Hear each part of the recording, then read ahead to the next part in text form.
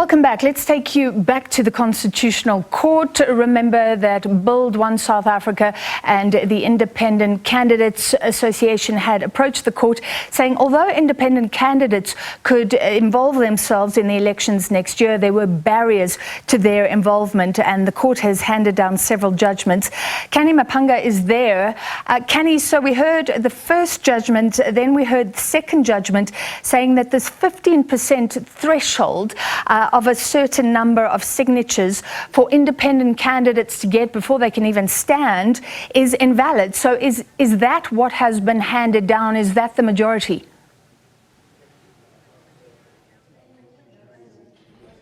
Well, good afternoon to you, Francis, and the viewers at home. I think it would be in the best interest of the viewers to deal with the applications separately.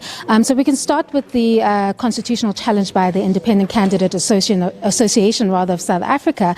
Their challenge to the 200-200, i.e. 50-50 split in National Assembly was unsuccessful in the Constitutional Court. And as the Electoral Amendment Act stands right now, that is how independents are going to run. So we at least have legal certainty on that issue. The Constitutional Court making quite a number of remarks regarding the failure to prove the constitutional invalidity. I'm going to bring in Dr. Louis now on this issue with the Constitutional Court making the decision. That was a unanimous judgment with respect to the Independent Candidates Association, that you failed to show the court that indeed the impugned legislation was in fact irrational.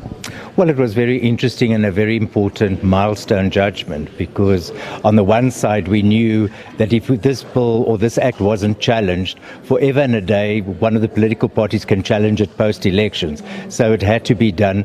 And I think there's a lot of stakes in the ground. I think that I could see that the judges really applied their minds to all the different sectors and things. It's not the judgment that we wanted for the independent candidates, but independent candidates is a new phenomenon. All I know is that we back to the drawing board to see what can we do to encourage new faces, new voices to stand on the political landscape and make our democracy rich and vibrant, you know. So how do I actually feel? I feel encouraged, you know, because it's been a 6-year journey and we must just keep on fighting for our democracy, get young people to stand, and yeah, that's how I feel. Yeah, I think one issue that could have been taken for granted was what the Concourt discussed regarding the report that you relied on to advance the argument that the independent candidates would need way more votes than a political party, which was based on the 2019 data. Now the Concourt has stated that it's an assumption that was without merit. What is your response to that? Well, I really, it's very, very interesting that had this scenario. And I think the 2024 elections is going to prove that, because my synopsis is, and you're going to see it unfold, I think, it's going to happen that there could be independent candidates that get, for instance, 67,000 votes, that don't make the threshold of 90,000, that don't get into political office. But it could be that a political party with 45,000 votes on the compensatory seat gets into office. And that shows that their assumptions were wrong and that ours was right.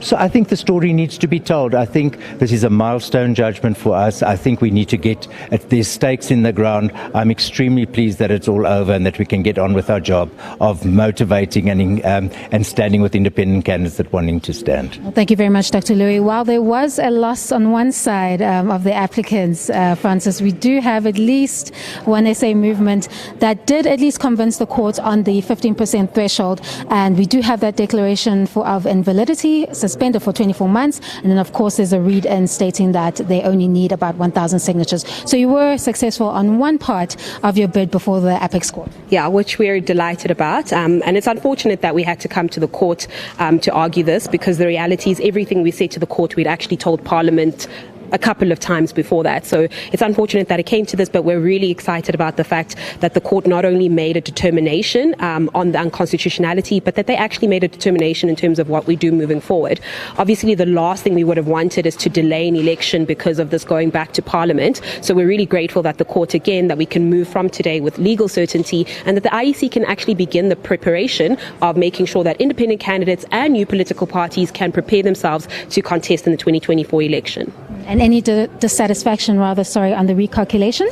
Yes. Honestly, on the recalculation, it would have been great if the court actually made no determination on that, because the reality is that the consequences of that are only going to kick in at the election. And unfortunately, our case wasn't made, but there is actually a case to be made. So it actually would have been in all of our best interests had no determination been made. And then once a recalculation happens on election day, actually, and then also once a vacancy occurs, then this would have been ripe for hearing. All right, thank you so much, Mzuli, from the One SA movement. So we've heard from the two applicants. Unfortunately, we do not see the friend of the court, the Rivonia Circle, around to give us their sentiments. But as the Electoral Amendment Act stands, except for the legislation that deals with the 15% threshold, that is the legal certainty upon which we can expect independent candidates to run the 2024 elections. Then with respect to the 15% threshold, that has been declared invalid, and a read-in has been provided by the court to state that independents will only need 1,000 signatures. Over to you in studio.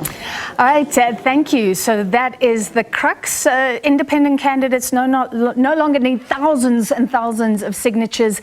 They need 1,000 signatures to stand. Otherwise, nothing changes, considering that new law that came into effect in April this year. A big day for South Africa's democracy.